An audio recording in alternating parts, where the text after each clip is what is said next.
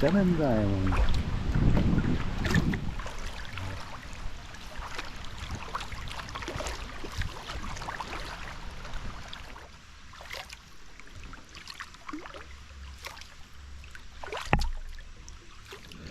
So I found Stebbins Island, but I missed the landing for the campsite, and the current was going pretty good, so I didn't really want to fight against that to go back a second time. So I think if you wanted to stay there, you'd have to pay careful attention to trying to find it. So apparently there's no signage up, according to the description.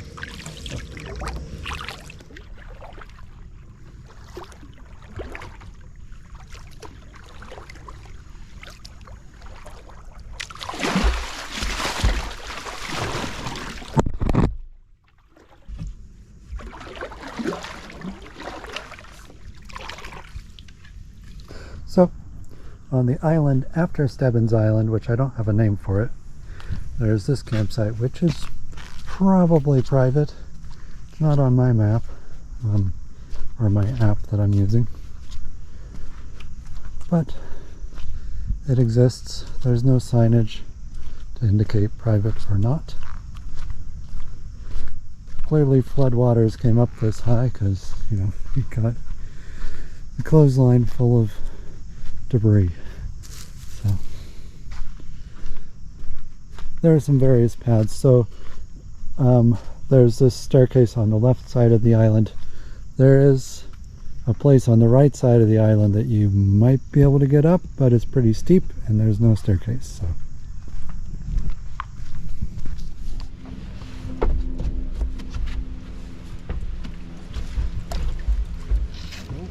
So Muns Ferry is a little campground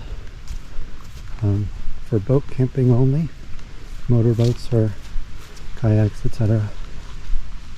So they have 4 tent sites and an Adirondack shelter. There's a tent site up there, as well as the woodshed and the toilet facilities, pit toilets.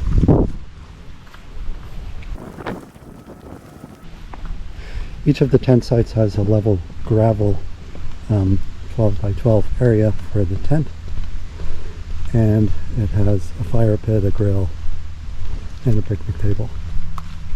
There's another site up there.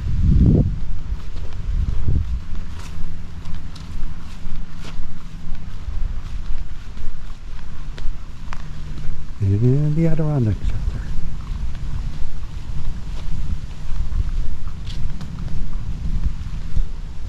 Which is pretty big.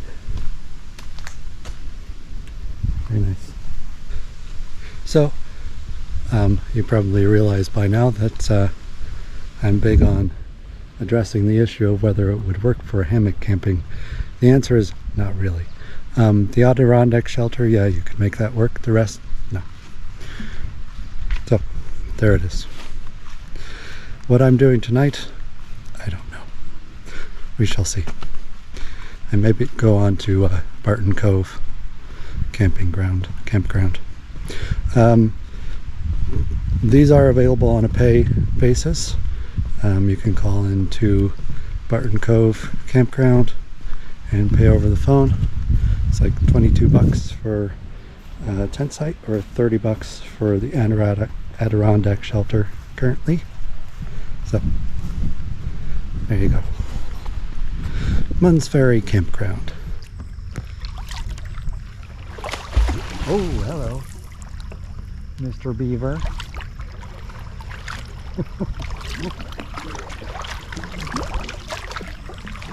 Oh yeah, he doesn't like me. Sorry, Beaver. I'm camping here.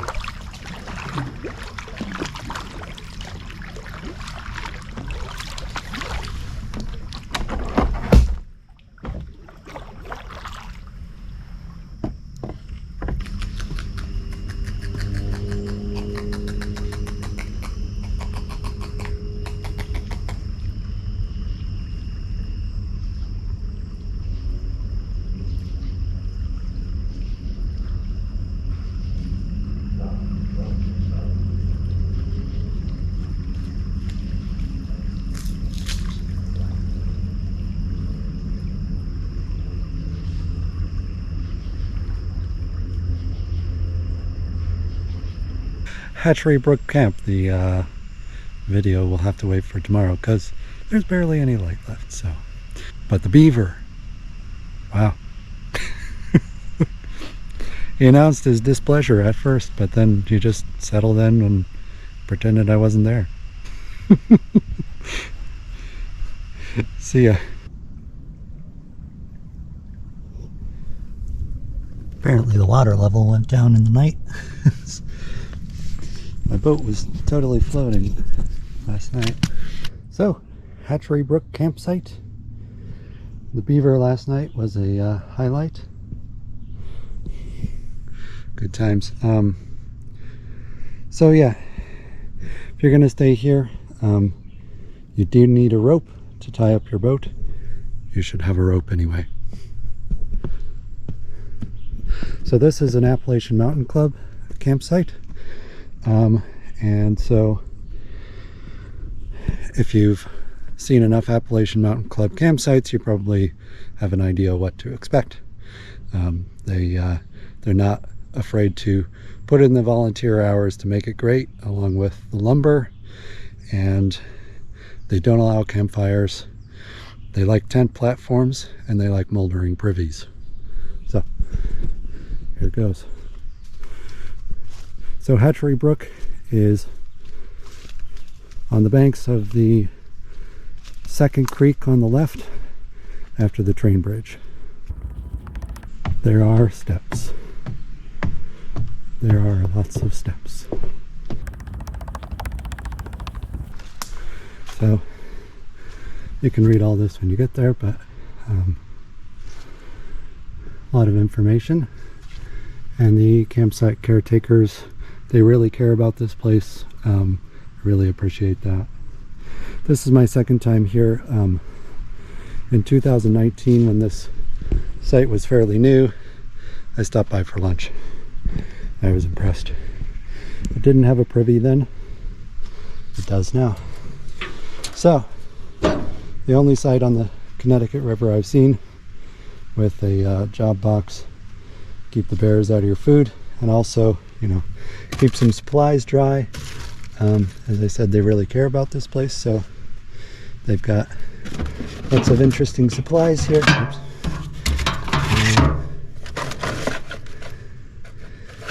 Anyway, there's also a campsite journal, as you know, a great thing to have in any campsite. But it's on the table. So the brook is down there. The river is over there. So this campsite journal, oops, has a topo map of the area. This is great. This is fabulous. Makes great reading. Some people draw pictures. People write stories. And I wrote in that in 2019 as well. Still need to write in it today. So, my hammock. I didn't expect to come here. I expected to stop at Muns Ferry, and I stopped there for lunch, and there was nothing available that would accommodate a hammock. So I was pursuing other options along the way.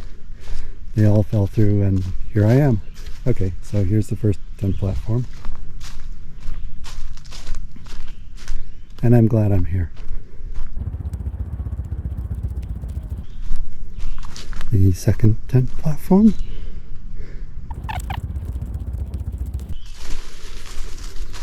Very nice privy.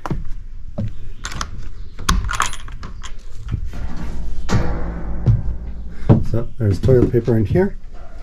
There's hand sanitizer, wood chips, everything you need. Very nice. So the downside there is a train yard, half mile, 3/4 mile upriver, and they do make noise, and they don't stop at night. So there's that. And of course there's the steps up here, but you know, that doesn't bother me much. So for tent campers, yeah, you got two pretty large platforms, so that should be adequate, and there's other level space as well, if that's not enough.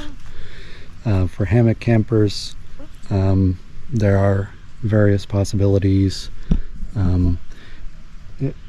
The mature trees are spaced kind of far apart, but there's enough possibilities, and there's enough space, and there's a small enough amount of vegetation that you'll be able to find something for several hammocks, I think. So Hatchery Brook campsite, 2 thumbs up. If I had 3 thumbs, then it'd be 3. Oh, and included in the bag with the journal is a pencil sharpener, a pencil, and a pack of Elvis playing cards.